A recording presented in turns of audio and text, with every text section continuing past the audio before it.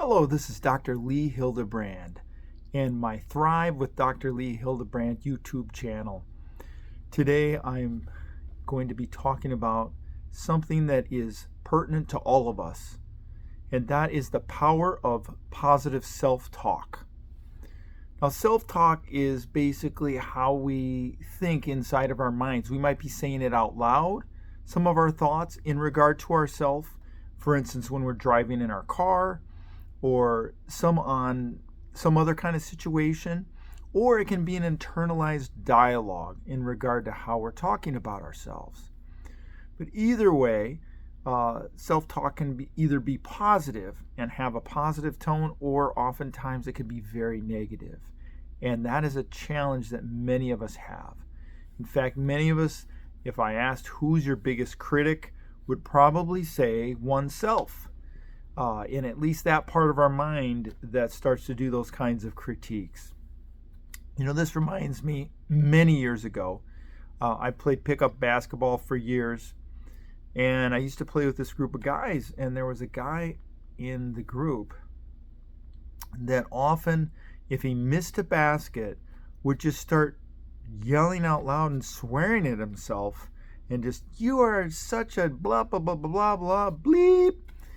And it was kind of striking, quite frankly, as I was playing along with him. We tried to encourage him, but to hear the way he was just berating himself after a missed basket. Well, the question there is, what would it be like if somebody was video recording or audio recording some of the thoughts that we have in our minds when we make a mistake? There can definitely be situations where we're very highly critical of ourselves. Yeah, and research has shown that self-talk, in other words, that inner dialogue, can have a definite influence in regard to our confidence, our performance in situations, our mood, and even our intermediary and our long-term health outcomes. So let's start with this. How do we understand self-talk? What is it? Self-talk is basically this internal dialogue that I referred to, that our thoughts are kind of a running mental commentary on what we're doing. And this can sometimes be conscious, and sometimes there can even be a little bit of a subconscious aspect to it. And the types of self-talk are often positive, which could be an encouragement or something that's compassionate, or talk that's motivating, like, "Hey, you can do this." Compassionate might be, "It's going to be okay, we got this." Or encouraging, "Hey, keep trying, you're going to get there." And negative self-talk can be real critical. You did it again, you're not going to amount to anything. It can be very defeatist, or overly pessimistic. "See, you weren't able to accomplish that again, you're never going to be able to accomplish that," or "Look how you screwed this up," or "I can't believe you said that." Those are probably much easier for many of us to recite than the positive types. And there are some influences that happen that shape the way we do self-talk. Just like anything else in life, we have certain tendencies that are more organic, that we're born with, and then there's these things that we learn. And a lot of times, self-talk has an aspect to it in which we're impacted by our upbringing. How did our parents talk to us when we were young? When we made a mistake, did they say, "Hey, that's okay, you're trying to do your best, you're going to get there"? Or did they say, "I can't believe you did that, that's terrible, you made a mistake"? So our upbringing can really be an influence, in our environment. What kind of friends are we hanging out with? What kind of influences have we had in our lives? And what were their viewpoints on basically attempts at life, making mistakes, taking healthy risks, setbacks? Did they call it failure, or did they call it a setback?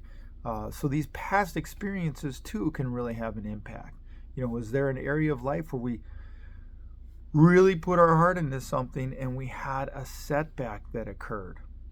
And then a thing that can really develop out of our past family paradigm can be perfectionism sometimes. Some family systems bring a certain aspect of perfection, where it is not acceptable for you to not give your absolute best and be perfect at what you're trying to do.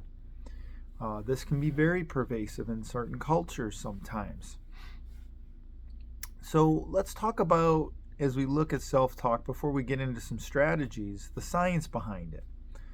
Well, I've done videos on this, so this is something that is very clear to me as well, and that is there's a very strong mind-body connection. And our thoughts have a tremendous influence over our emotions and our behavior, and then also have a tremendous influence over how we feel in our body. Our sense of ease or our sense of peace versus feeling tension in our body, or feeling keyed up, or feeling unsettled. And there's a concept called neuroplasticity. And basically this concept means that we actually can have influence on our brain in terms of the stimuli that we give our brain. This has been shown, very much so, in the development of children. And in fact, even as adults, our neuroplasticity is not as robust as when we're developing and growing. We still have neuroplasticity. And you see this when somebody experiences a stroke or a severe brain injury of some sort, where the neurons in their brain will start to make adjustments to work around areas where there may be damage. And the same is the case when we are practicing or creating neuronal patterns of thinking as it relates to positivity, for instance, or negativity. If we create a lot of pathways with negative types of thinking, it's going to be easier for the brain to default to that. So it's important that we keep neuroplasticity in mind when we're thinking about our brains and self-talk. And another aspect of the science here is stress response. And that is, it's been shown through research that when we're using positive talk, not only in groups, like if we're talking one to another, but our internal dialogue, which is the self-talk, if it's more positive, it reduces the cortisol levels in our body and subsequently can reduce our anxiety levels. So we have a lot of influence about how we feel, and self-talk can be a very important tool that we can use to help ourselves in terms of experiencing overall health and continuing to attempt to thrive. Now, let me highlight some of the common negative self-talk patterns, and then we'll get into how we can use positive self-talk. Now, the first of the negative is what I would call catastrophizing, and this is from the field of psychology. And catastrophizing is basically seeing a situation and concluding right away, oh, this is terrible.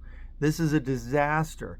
It's taking one situation and extrapolating it to the furthest negative degree. Oh, I missed that question. I'm going to fail the whole test. Or I wasn't able to, reach out and get that girl to like me, so that nobody's ever going to like me. There's all kinds of examples that we can use with catastrophizing. So that is not a helpful one. Another negative common self-talk is black and white thinking. And that is, everything is kind of dichotomous. It's either perfect or I'm a failure. I either did it and did it right, or I did it wrong. I either succeed or I failed in terms of what I attempted. And this kind of black and white dichotomous thinking is definitely not helpful, and it makes it difficult for us to deal with nuances in our lives and our experiences in healthy and appropriate ways. The third one is overgeneralizing, and that is taking one specific instance and generalizing it to our broad array experiences. Let's say that we're in a group of people and we say something that's a little out of step, or maybe it offends someone, and we generalize and say, see, I can't do social relationships. I blow it with everybody. That's a perfect example of overgeneralizing. situation.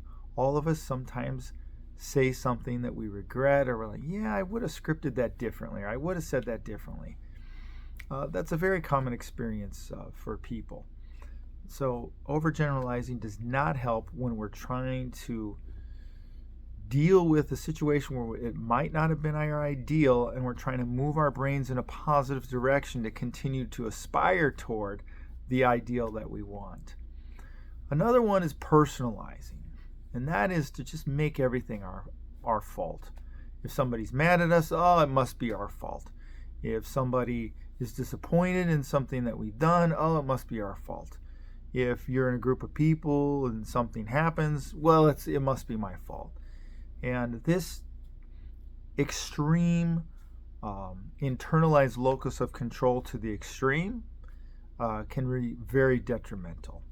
Now, the opposite can be detrimental too, and that is, well, it's everybody else's fault. I mean, that defrays some of the responsibility that we can take in situations, and that's called an external locus of control, when we think that all of those people out there are controlling whether or not I'm successful or not in a given situation or in my life. Internal locus of control is, in general, I have most responsibility for how things go. And clearly either of those is an extreme. And it's important to have some balance and some perspective in terms of how we see our influence versus the influence of other people on our success rate. So let's now talk about, how do you use self-talk in a positive way? Well, number one, you need to have awareness to do this. You need to be able to notice your inner voice, and you need to be able to be in tune to those negativities that come up and catch them. You start to hear, let's say you start to hear overgeneralization, or you start to hear in your brain, oh yeah, my thinking's going toward catastrophizing. Oh, hit the brake. Wait a minute here. So having awareness is going to help us not to just do these negative self-talk protocols in our minds without noticing or without realizing that it's happened. So in order to change something, first of all, you have to have awareness that it's occurring. Number two is you want to be able to challenge. You want to take a situation where you feel tempted to catastrophize and ask yourself, hey, is this situation that bad? Or is this thought that I want to have about myself that I am a failure, is that really true? Or does this situation really indicate that I am a failure? Or is this just a setback that I can learn from, and I can retool, and then I can look to do better for myself?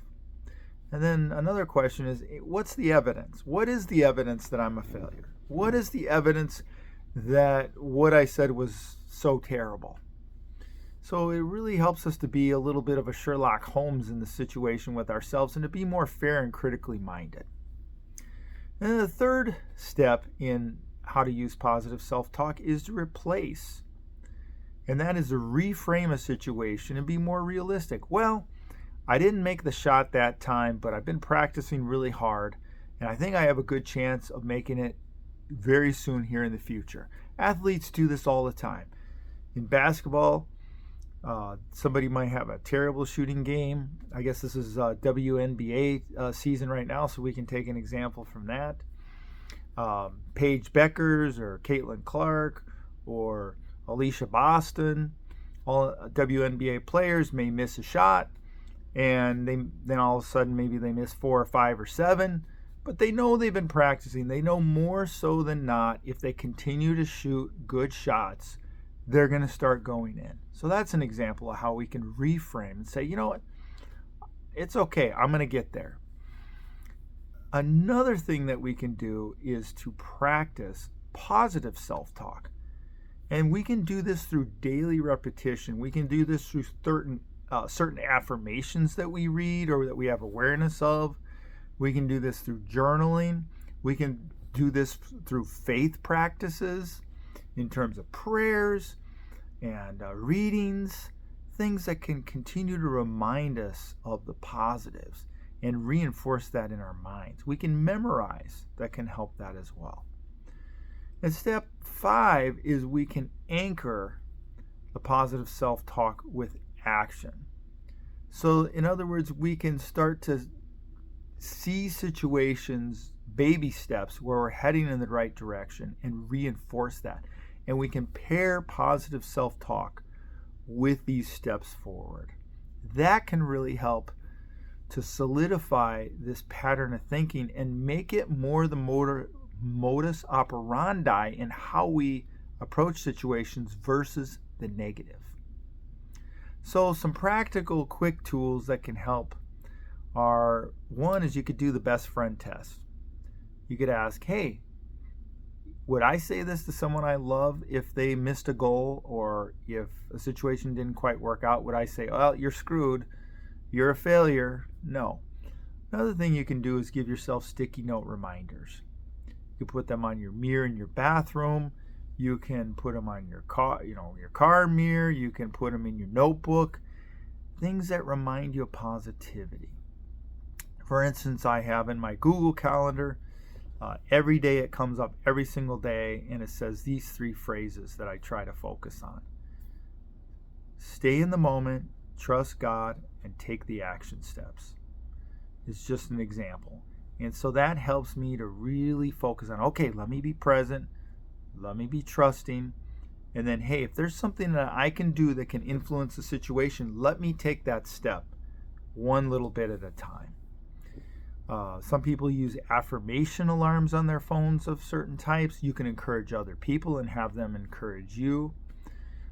There's many different things. And another thing that can be very helpful is to do gratitude lists. You can do these before you go to bed or when you wake up in the morning or during the day. Sometimes during the day, I will start to recite things that I'm grateful for. So as we look at some of the things I've talked about today, my true sincere hope here is to help you sharpen your inner voice and help it work for you more so than having it be something that detracts from you, something that limits you. I want your inner voice to be trained as an ally that can help you in situations. So what I'd like to do is give you the 30-day challenge. And the 30-day challenge, if you're willing to take it, is to try to do a gratitude list at some point in the day for 30 days, and then take 2 situations from the day that you felt like were positive, and to reinforce those. Literally, you might be talking into a mirror or driving in your car and say, hey, Lee, you did a really nice job with that. I liked how you did that YouTube video today, for instance. I think you did a nice job. And then take 2 situations where you felt like they weren't ideal and reframe and encourage yourself in regard to how to move forward from that. So know this, that you are completely worth it in seeking to have a higher level of self-talk that's going to serve you well. And this is going to help you to be more compassionate with other people. The more compassionate you are with yourself, you will be more compassionate with other people. And do not assume that you'll be less successful in athletics or less successful in what you try to accomplish, because some people can assume if I don't beat myself up, I'm not going to be motivated enough. I've worked with athletes. I do sports psychology coaching, and I'll tell you, those contingencies don't work. And if they work for a little while, they don't work for very long. Positive affirmations and positive self-talk work way better. So I hope that you found this video really helpful in your own journey in trying to thrive and trying to find ways to feel better in your day-to-day and to continue to contend with what we all contend with, which is sometimes we take several steps forward and we have a step back or we have a setback. But the key to success is being willing to find a way to continue to move forward with positivity and hope. So thank you so much for tuning into the video today. If you like it, please subscribe, and I would love for you to implement these things in your life. Thanks so much. Take care.